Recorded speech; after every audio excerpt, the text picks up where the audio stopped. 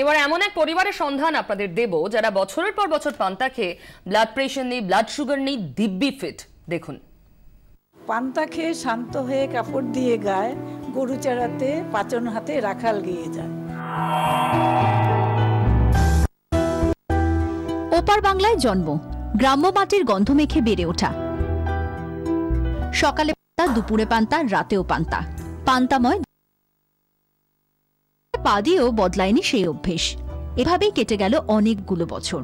তারা বৃদ্ধ হলেন, কিন্তু পান্তা ছাড়ার কথা ভাবেন না, কারণ পান্তা সুস্থ আছেন ওরা। যখন ছোটবেলাতে যখন গ্রামেতে যেতাম তখন সেখানে পান্তা ভাত খেতাম এবং সেই জন্য আমার মনে হয় আমার শরীরটাও ভালো আছে। এখনো মাঝে মাঝে খাই এবং আমার মনে হয় চলে ফিরে বেড়াই, পড়াশুনো করি। মাকে বলতাম, মা পান্তা খেয়ে আমি স্কুলে যাব। আমরা ওরকম যেতাম পান্তা ভাত খেয়ে।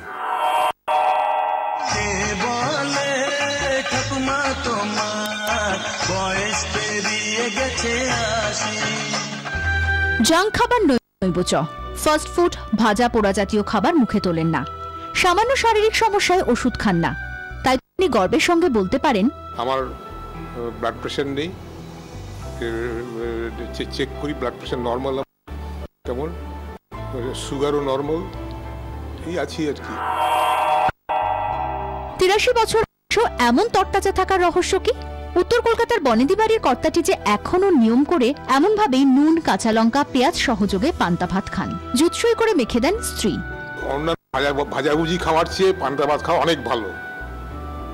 কেমন পান্তা ভাতের তো কোনো রকম দোষ নেই, ইত্যাদি নেই, কোনো তেল মশলা ফসলা নেই, কিছুই নেই। পান্তা ভাতও ভালোবেসেই খায়, যখন আমাকে মেখে দিতে হয়। পান্তা ভাত খেলে শরীরও ঠান্ডা থাকে এবং অনেক রোগের প্রতিরোধ ক্ষমতাটা বেড়ে যায়।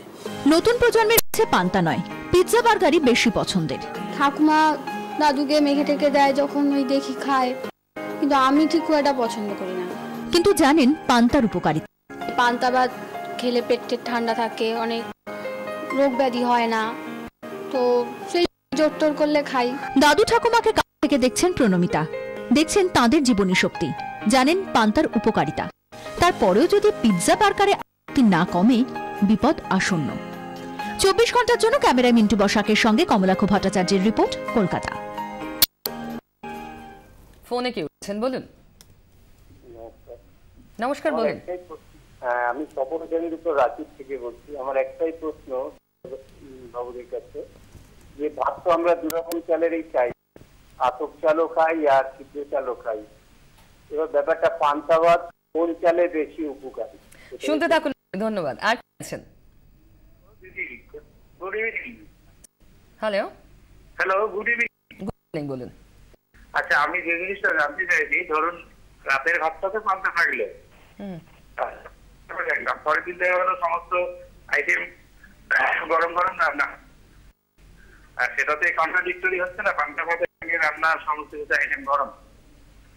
বুঝতে পেরেছি, শুনতে থাকুন, ধন্যবাদ। তো শেষ প্রশ্নটার উত্তর দিয়ে শুরু করি। পান্তা ভাত কিন্তু যা অনুষঙ্গ সেগুলো তো সব গরম রান্না হচ্ছে, সেটা কি মিসম্যাচ নয়? ক্ষতি হবে না? না, আমার মনে হয় যে পান্তা ভাতের সাথে অন্য কিছু গরম রান্না হচ্ছে কোনো ক্ষতি হওয়ার সম্ভাবনা খুবই কম। মাছ ভাজা, মানে যদি না তার মধ্যে কোনো রকম ভাবে কুকিং তার কোয়ালিটি চেঞ্জ করা যায়। যেরকম একটা মাছকে যদি খুব আগে থেকে ভালো করে একটুখানি ভিনিগার বা টক দই দিয়ে ম্যারিনেট করে রেখে অল্প তেল দিয়ে এপিটোপিট করে সাঁতলে নিয়ে সেটাকে রান্না করা যায়, সমস্ত রকম সবজি ঝোলটোল করে দিয়ে অল্প একটুখানি তেল দিয়ে বা মশলাপাতি কিছুটা দিয়ে, সেই ক্ষেত্রে একটুখানি আদা বা সেই ক্ষেত্রে একটুখানি ধনে পাতা বা সেই ক্ষেত্রে একটুখানি গার্লিক দেওয়া যেতে পারে। হ্যাঁ, সেটা দেওয়া যেতে পারে।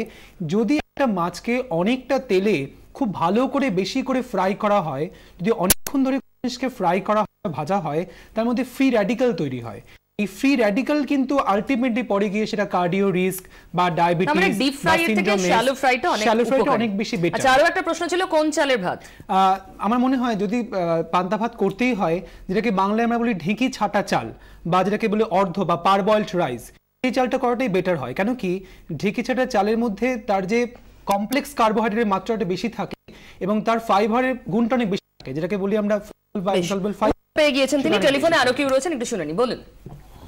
হ্যালো হ্যালো, হ্যাঁ বলুন। নমস্কার, আমি শিপ্রা ব্যানার্জি বলছি থেকে। নমস্কার, বলুন। হ্যাঁ দিদি, আমার ছেলের 10 বছর বয়স, ও ওর তো সুগার প্রেশারের কোনো সমস্যা নেই, বাদ দিন। কিন্তু ওর 2013 সালে আর কি ওর জন্ডিস হয়েছিল, হেপাটাইটিস। হ্যাঁ, ও খুব অসুস্থ হয়ে পড়েছিল, এখন মোটামুটি ভালো আছে। তাহলে ওর পক্ষে কতটা ভালো হবে পান্তা ভাত? আর ওকে তো নুন দিয়ে ওকে কি নুন দিয়ে খাওয়াতে, এটাই জানা। শুনতে থাকুন। আর কে আছেন? হ্যালো, হ্যাঁ বলুন। আমি চন্দননগর থেকে সুখেন বলবো। বলুন। আমার বয়স এখন 74। তো পান্তা ভাতে তো নুন বেশি লাগে। এই উত্তরটা আগে দিয়ে দিয়েছেন আমাদের এক্সপার্টরা, আপনি হয়তো একটু দেরিতে বলেছেন। নুন কম দিয়ে, কাঁচা নুনটা কম খেয়ে অন্য শাকসবজিতে নুন দেওয়া, মাছে নুন দিয়ে ভাজা, এরকম কিছু খেলে ভালো। এই উত্তরটা হয়ে গেছে ইতিমধ্যে। আমি ডক্টর চ্যাটার্জির কাছে আসবো। হেপাটাইটিস এ হয়েছিল, একটু যদি এই উত্তরটা আগে দিয়ে দেন। না, খেতে কোনো অসুবিধা নেই, নুন দিয়েও খেতে পারে। নুন দিয়ে খেতে পারে, তবে হ্যাঁ একটা জিনিস মাথায় রাখতে হবে যে এখন সমস্ত প্রিকশনগুলো যত আর্লি এজে নেওয়া যায় তত ভালো। সেই হিসেবে মাত্রাতিরিক্ত নুন খাওয়ার কোনো জায়গা নেই, যেরকম কিনা মাত্রাতিরিক্ত ভাত বা পান্তা ভাত খাওয়ার কোনো জায়গা নেই। এবং দেখতে হবে ছেলেটি ঠিকমতো খেলাধুলা করছে কিনা। ও যদি নিয়মিত খেলাধুলা করে, সুইমিং করে, অন্যান্য যে সমস্ত হার্ড ওয়ার্কিং গেমস যেগুলো আছে সেগুলো যদি ওই বয়সে খেলে, তো সেক্ষেত্রেও খেতে পারে, কোনো অসুবিধা নেই। ত্বক এবং চুলের কথা আপনি একটু আগে বলছিলেন, পান্তা ভাত কি উপকার করতে পারে? দেখুন, আগেকার দিনে মানে আপনি যদি বিভিন্ন লিটারেচার দেখেন, এখানে পান্তা ভাতের স্কিনের উপর এবং চুলের উপর একটা ডেফিনিট এফেক্ট রয়েছে। বিশেষ করে যে ফ্যানের ওপরে যে জলটা থাকে সেটা দিয়ে তো হেয়ারের অনেক রকম ট্রিটমেন্ট হয়। বেসিক্যালি তিনটে জিনিস আমাদের খুব ইম্পর্টেন্ট। একটা হচ্ছে ওরাইজেনল, যেটা আলট্রা ভায়োলেট একটা প্রোটেকশন দেয়। ভিটামিন ই, যেটা পরিমাণে একটু বেশি থাকে।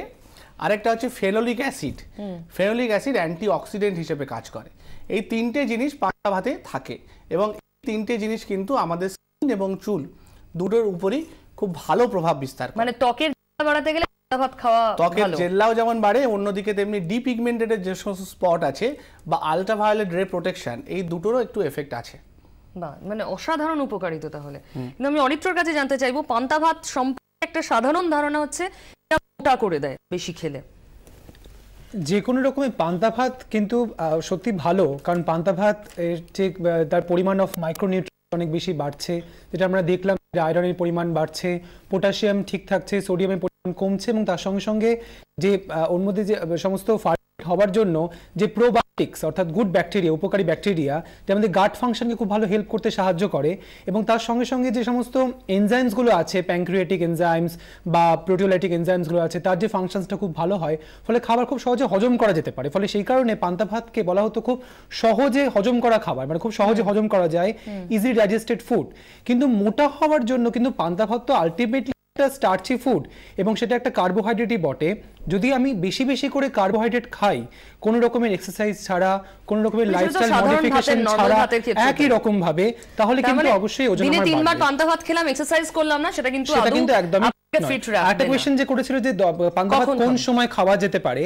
পান্তা ভাত যদি খেতে হয় আমরা লাঞ্চে খাওয়াটাই বেটার, কারণ ঘুম থেকে ব্রেকফাস্টে অনেকে কি করেন না, আমাদের কি হয় না, আরবান যে সমস্ত কান্ট্রিজ গুলো হয় বা আরবান সিটি হয়, সেখানে যে লোকেরা খুব একটা ব্রেকফাস্টে ভাত খান না, কিন্তু গ্রামাঞ্চলে বা যেগুলো খুব রুরাল ডেভেলপমেন্ট সেখানে লাঞ্চই বেস্ট। সময় আমাদের একদম নেই। নিশ্চয়ই আজকের আলোচনা আপনাকে উপকৃত করবে। পান্তা ভাত খান, ভালো খান, সুস্থ থাকুন। দেখতে 24 ঘন্টা।